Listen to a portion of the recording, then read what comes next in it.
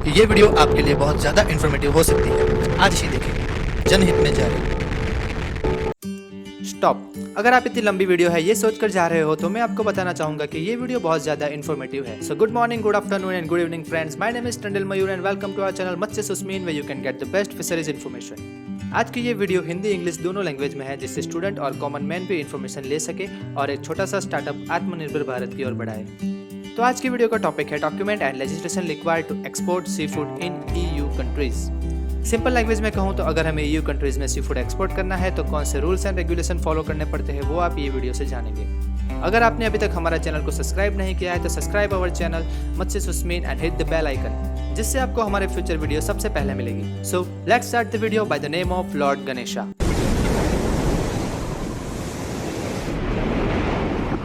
सो friends, सबसे पहले मैं आपको स्टेप बाय स्टेप बताना चाहूँगा कि अगर आपको EU कंट्रीज़ में सी फूड को एक्सपोर्ट करना है तो आप क्या क्या स्टेप लेंगे। तो फर्स्ट ऑफ ऑल, अगर आपको EU कंट्रीज़ में सी फूड एक्सपोर्ट करना है तो आपको फर्स्ट ऑफ ऑल एक रिटर्न रिक्वेस्ट सबमिट करनी होगी director general for health and food safety of the European commission को, और उसमें आपकी अथॉरिटी को ये कंफर्मेशन देनी होती है कि वो अपनी सारी सेफ्टी और प्रिकॉशंस रखेंगे EU कंट्रीज़ को जो चाहिए। अब सेकंड स्टेप में डायरेक्टर जनरल आपको प्रोडक्ट स्पेसिफिकेशन क्वेश्चनरी भेजेंगे, जो आपको फिलअप करके बाद में रिटर्न करनी है, जिससे आपको national legislation on animal health and food hygiene, structure of components के बारे में इंफॉर्मेशन मिलेगी, जो आपको अभी स्क्रीन पर दिखाई देगी। अब थर्ड स्टेप में आपको डायरेक्टर जनरल को एक्वाकल्चर प्रोडक्ट की रेसिडुअल मॉनिटरिंग के प्लान के बारे में बताना होगा और अपना एनिमल हेल्थ सर्टिफिकेट सबमिट करना होगा। उसके बिना आपकी कोई भी एक्वाकल्चर एनिमल या aquaculture fishery product EU countries में एक्सपोर्ट नहीं होगी। यहाँ पर आपको ध्यान देना है कि आपको हेल्थ सर्टिफिकेट सिर्फ और सिर्फ एक्वाकल्चर एनिमल और एक्वाकल्चर प्रोडक्ट के लिए ही इशू करना है। अब फोर्थ स्टेप में आपके जो सेकंड स्टेप में जो सारे डॉक्यूमेंटेशन और लेजिस्लेशन आपने फॉलो किए हैं वो चेक हो गए, उनके इवोल्यूशन होगा और उसके बाद एक ऑडिट आएगी। वो ऑडिट कौन भेजेगा? तो the commissions health and food audits and analysis directorate एक ऑडिट भेजेगी, और ये ऑडिट हाई रिस्क प्रोडक्ट जैसे कि सेलफिश के लिए बहुत ज़्यादा इम्पोर्टेंट होती है। अब ये हो गया फोर्थ स्टेप। फिफ्थ स्टेप में अगर आप ऑडिट से पास हो जाते हो तो डायरेक्टर जनरल EU कंट्रीज से डिस्कस करते हैं और अपने रिप्रेजेंटेटिव के साथ जो EU स्टेट के मेंबर हैं उनके साथ डिस्कस करते हैं। अगर रिप्रेजेंटेटिव एग्री होते हैं तो आपको परमिशन मिलती है EU कंट्रीज में फूड प्रोडक्ट को एक्सपोर्ट करने के लिए। लेकिन उसके पहले आपको स्टेप नंबर 2 के लिए जो भी डिफरेंट डॉक्यूमेंटेशन चाहिए, जो भी लेजिस्लेशन आपको फॉलो करना है, वो अभी आपको स्क्रीन पर दिखेंगे। The documentation and legislation required to export in EU countries. The first is approve establishment. उसमें आपको अपनी अथॉरिटी को अप्रूवेशन लेना पड़ेगा एस्टैब्लिशमेंट के लिए। सेकंड है health certificate, third catch certificate, fourth import controls and veterinary checks, fifth food hygiene and legislation, sixth product specification and seventh labelling. तो ये 7 स्टेप आपको फॉलो करने पड़ेंगे EU कंट्रीज़ में आपके फूड प्रोडक्ट को एक्सपोर्ट करने के लिए। अभी हम स्टेप बाय स्टेप सब देखेंगे कि कौन ये अप्रूव करता है, कौन ये सर्टिफिकेट इशू करता है और ये सारी प्रोसेस कैसे होती है। तो फर्स्ट ऑफ ऑल हम देखेंगे अप्रूव्ड एस्टैब्लिशमेंट, जिसमें हमें अपनी अथॉरिटी को अप्रूवेशन देना है। तो first of all approve establishment आता है कमीशन डिसीजन 2006/766/AC लेजिस्लेशन के अंडर में। इसमें different country wise different section दिए गए हैं और वो सेक्शन में जो भी प्रोडक्ट है उसके अप्रूवेशन हमें लेना पड़ता है, तभी हम वो प्रोडक्ट को EU कंट्रीज़ में एक्सपोर्ट कर सकते हैं। तो हमारी फिशरी प्रोडक्ट आती है सेक्शन 8, सेक्शन 13, सेक्शन 14, सेक्शन 14-15 और सेक्शन 4 जो है प्रोसेसिंग प्लांट्स। अब ये सेक्शन के अंडर हमें अप्रूवेशन लेना पड़ता है एस्टैब्लिशमेंट के लिए, और वो देते हैं national component authority, the food and drug administration FDA। वहाँ से हमें अप्रूवेशन मिलने के बाद हम अपने प्रोडक्ट को एक्सपोर्ट करने के लिए रेडी है। The food and drug administration FDA से अप्रूवेशन मिलने के बाद ही हम अपने फूड को EU कंट्रीज में एक्सपोर्ट कर सकते हैं। अब सेकंड है हेल्थ सर्टिफिकेट। हेल्थ सर्टिफिकेट आता है commission regulation EC 1663/2006 and council directive 2006/88/AC legislation के अंडर में, और एनिमल हेल्थ सर्टिफिकेट हमें इशू करते हैं export inspection council of India यानी कि EIC से हम हेल्थ सर्टिफिकेट ले सकते हैं। अब यहाँ पर हमें ध्यान देना है कि हेल्थ सर्टिफिकेट सिर्फ और सिर्फ हमें एक्वाकल्चर एनिमल या एक्वाकल्चर प्रोडक्ट्स को EU कंट्रीज में एक्सपोर्ट करने के लिए ही इशू करना है। अगर हम ऑर्नामेंटल एक्वेटिक एनिमल्स को एक्सपोर्ट करते हैं या वाइल्ड एक्वेटिक एनिमल जैसे कि मरीन कैच या मरीन कैच प्रोडक्ट को एक्सपोर्ट करते हैं या एक्वेटिक एनिमल्स को ही एक्सपोर्ट करते हैं लेकिन फिश मिल्क के पर्पज से, तो हमें एनिमल हेल्थ सर्टिफिकेशन लेने की ज़रूरत नहीं है। ये सारे डिजीज़ को डायग्नोसिस किया जाता है एक्वाकल्चर एनिमल और एक्वाकल्चर एनिमल प्रोडक्ट के लिए। यहाँ पर different susceptible species of molluscs है, ससेप्टेबल स्पीसीज ऑफ फिनफिश है और क्रस्टेशियन है, और उनकी जो डायग्नोसिस टेस्ट होती है जो डिजीज़ के लिए वो यहाँ पर दी गई है।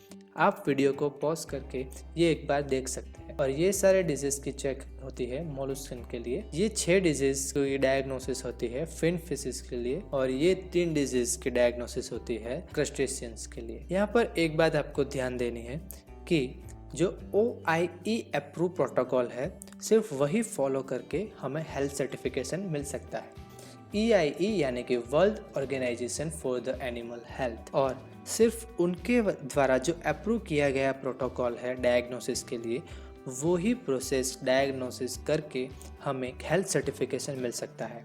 और वो प्रोसेस हमें मिलेगी manual of diagnostic test for aquatic animal 2020 के मैनुअल में, जो आप स्क्रीन पर देख सकते हैं। तो ये सारी बातें थी हेल्थ सर्टिफिकेट के बारे में। अब हम देखेंगे the third one, the catch certificate. Catch certificate आता है कमीशन रेगुलेशन EC 1005/2008 लेजिस्लेशन के अंडर में, और वो हमें देते हैं marine products export development authority यानी कि MPEDA, जो कि एस्टेब्लिश हुआ था 29 दिसंबर 2008 को। ये प्रिवेंट करता है IUU फिशिंग को, यानी कि illegal, unreported and unregulated fishing method को प्रिवेंट करता है। और ये कैच सर्टिफिकेट सबसे इम्पोर्टेंट है अगर हमें अपने सी फूड प्रोडक्ट को EU कंट्रीज में एक्सपोर्ट करना है। तो यहाँ पर मैं आपको बताना चाहूँगा कि इलीगल फिशिंग यानी कि फिशिंग कंडक्टेड विदाउट परमिशन, अगर आप कोई भी फिशिंग करते हो परमिशन के बिना तो वो काउंट होगी इलीगल फिशिंग में।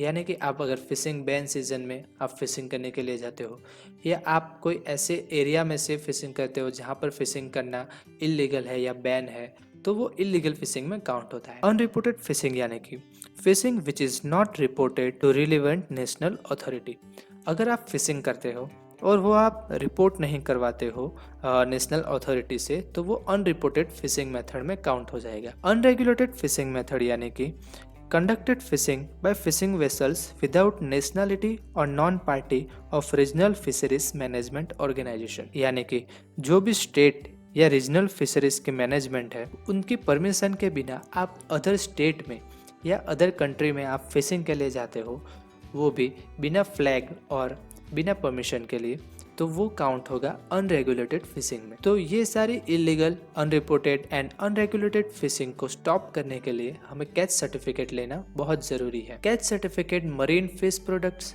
और एक्वाकल्चर फिश प्रोडक्ट्स दोनों के लिए लेना ज़रूरी है। मरीन फिश प्रोडक्ट में इधर वो लाइव होगी, फ्रेश होगी, चिल्ड होगी, फ्रोजन होगी, प्रिपेयर्ड या प्रिजर्व प्रोडक्ट होगी, सबके लिए हमें कैच सर्टिफिकेट लेना है।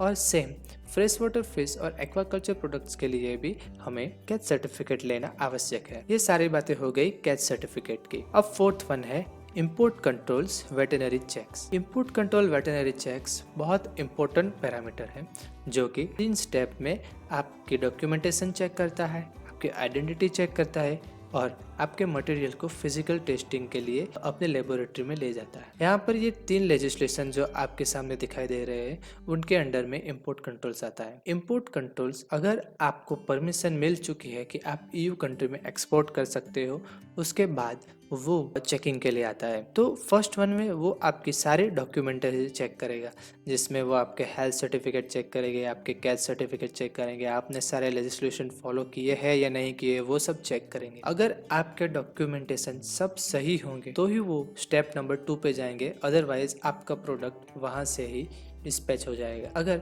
सेकंड प्रोडक्ट में वो आइडेंटिफाई चेक करते हैं, उसमें वो चेक करते हैं कि प्रोडक्ट और इंस्पेक्शन की कंसिस्टेंसी, उसमें वो डॉक्यूमेंटेशन वेरिफिकेशन करते हैं, sanitary marks, country of origin, वो सब वो चेक करते हैं। अगर वो सब भी सही होगा तो वो स्टेप 3 पर जाएंगे। स्टेप 3 यानी फिजिकल चेक। फिजिकल चेक में वो आपके प्रोडक्ट को सैम्पलिंग करेंगे और उनको लेबोरेटरी में टेस्टिंग करेंगे, और टेस्टिंग के बाद अगर आपने सही प्रोटोकॉल यूज़ किए होंगे और उसकी सारी टेस्टिंग अगर सही होगी तो ही आपका प्रोडक्ट को ईयू कंट्रीज में एक्सपोर्ट के लिए भेजा जाएगा। तो फिफ्थ वन है फूड हाइजीन लेजिस्लेशन। अब ये फूड हाइजीन लेजिस्लेशन हमें फॉलो करना ही करना है अगर हमें अपने प्रोडक्ट को ईयू कंट्रीज में एक्सपोर्ट करना है।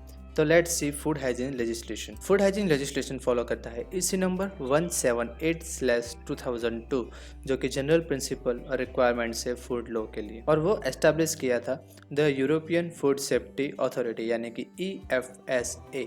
ये एक टाइप का रैपिड अलर्ट सिस्टम है कि अगर आपके फूड जनरल हाइजीन रूल्स को फॉलो नहीं करता है तो आपके फूड प्रोडक्ट या फिशरी प्रोडक्ट को आप ईयू कंट्री में एक्सपोर्ट नहीं कर सकते हैं। हाइजीन भी यूरोपियन पॉलिसी का ही एक पार्ट है जो फूड सेफ्टी के लिए बहुत इंपॉर्टेंट होता है। ये हाइजीन लेजिस्लेशन एक कॉन्सेप्ट पर काम करता है जो कि है रिस्पॉन्सिबिलिटी, जो फूड और फीड ऑपरेटर्स की रहती है थ्रू आउट द चेन। मतलब आप प्रोडक्ट को प्रोड्यूस करते हैं, वहां से लेके एक्सपोर्ट तक की रिस्पॉन्सिबिलिटी आपकी रहती है, और ये सारे रेगुलेशंस और रजिस्ट्रेशन है वो आपको फॉलो करने होते हैं, जो है EC नंबर 852/2004, जो कि rules of hygiene of food stuff, जो HACCP को फॉलो करना है। EC नंबर 853/2004, जो कि स्पेसिफिक हाइजीन रूल्स है फूड और एनिमल ओरिजिन के लिए। EC नंबर 854/2004, जो कि स्पेसिफिक रूल्स है ऑर्गेनाइजेशन और ऑफिशियल कंट्रोल्स के लिए, जो प्रोडक्ट एनिमल ओरिजिन है वो कौन से एनिमल में से बनाया गया है प्रोडक्ट,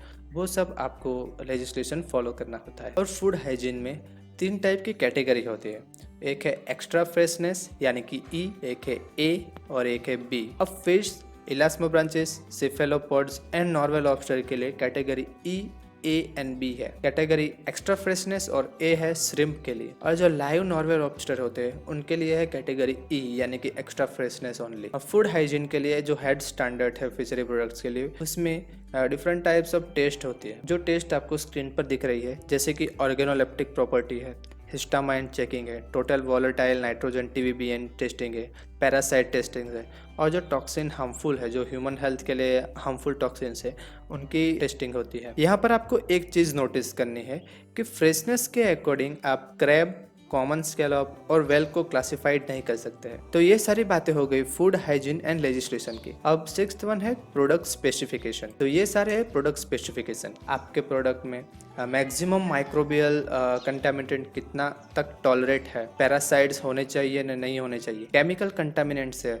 और वो उनकी मैक्सिमम लिमिट कितनी होनी चाहिए, वो आपको यहाँ पर दी गई है, जिसमें food additives, heavy metals, dioxins, histamine, marine biotoxin, polycyclic aromatic hydrocarbons है, थेराप्यूनेंट्स एंड एंटीबायोटिक्स है, वो सब आपको यहाँ पर स्क्रीन पर दिख रहा है। तो फर्स्ट ऑफ ऑल स्टार्ट करेंगे माइक्रोबियल रिक्वायरमेंट से। तो माइक्रोबियल रिक्वायरमेंट लेजिस्लेशन फॉलो करता है EC नंबर 2073/2005, जो कि 15 नवंबर 2005 को माइक्रोबियल क्राइटेरिया को सेट किया था फूड स्टफ के लिए। ये माइक्रोबियल रिक्वायरमेंट्स होता है रेडी टू ईट फिश और सी फूड प्रोडक्ट्स के लिए, कुक क्रस्टेशियन और मोलस्कन सेलफिश के लिए, और लाइव बाइवल मोलस्क के लिए। और इनकी जो सैम्पलिंग मेथड है और जो सैम्पलिंग प्रोसेसर एरिया है और जो इक्विपमेंट्स है वो हमें रेफरेंस करने होते हैं आर्टिकल 5(2) ISO 18593 की रेफरेंस से। अब सेकंड वन है पैरासाइट। तो पैरासाइट फॉलो करता है legislation EC number 1276/2011। Parasite requirements में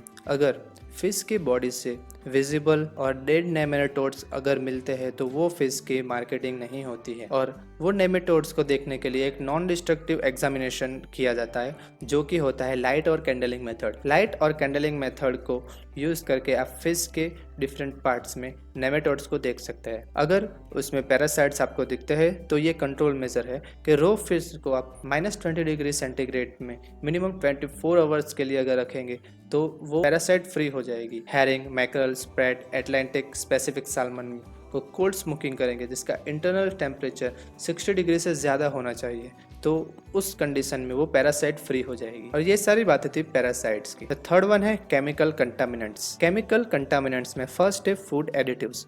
फूड एडिटिव्स फॉलो करते हैं रेगुलेशन EC नंबर 1333/2008 जो कि 16 दिसंबर 2008 को परमिटेड फूड एडिटिव्स की लिस्ट पब्लिश की थी। और ये सारी परमिटेड फूड एडिटिव्स की लिस्ट है जो कि benzoate, sorbate, sulphide, phosphates, EDTA, boric acid and citric and nitrites हैं जो परमिटेड फूड एडिटिव्स हैं। Heavy metal and dioxins. Heavy metal में जो रेगुलेशन फॉलो करते हैं वो है EC नंबर 1881/2006 जो 19 दिसंबर 2006 को मैक्सिमम लिमिट सेट की गई थी फूड मटेरियल के लिए। और EC नंबर 333/2007 जो 28 मार्च को 2007 को एक सैम्पलिंग मेथड जो कि एनालाइज मेथड है हैवी मेटल के लिए वो सेट की गई थी। अब ये है heavy metals lead, mercury, tin, dioxins and benzopyrene, और उनकी मैक्सिमम लिमिट है।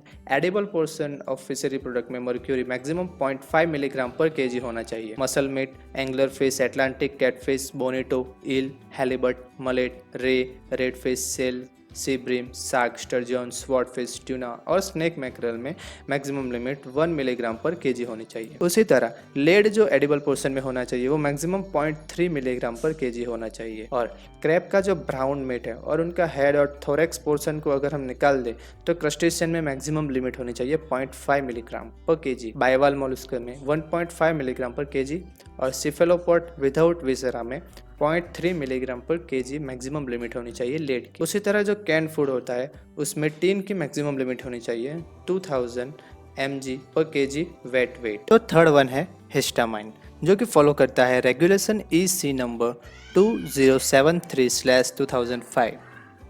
अब ये सारे जो स्पीसीज़ है उनके लिए हिस्टामाइन चेक करना बहुत इंपॉर्टेंट होता है, जैसे कि mackerel, tuna, blue fish species जैसे कि क्लूपिडी फैमिली की है जो हिस्टामाइन और स्कॉम्बेरोटॉक्सिन कंटेन करती है, उनके लिए हिस्टामाइन चेक करना बहुत इंपॉर्टेंट होता है।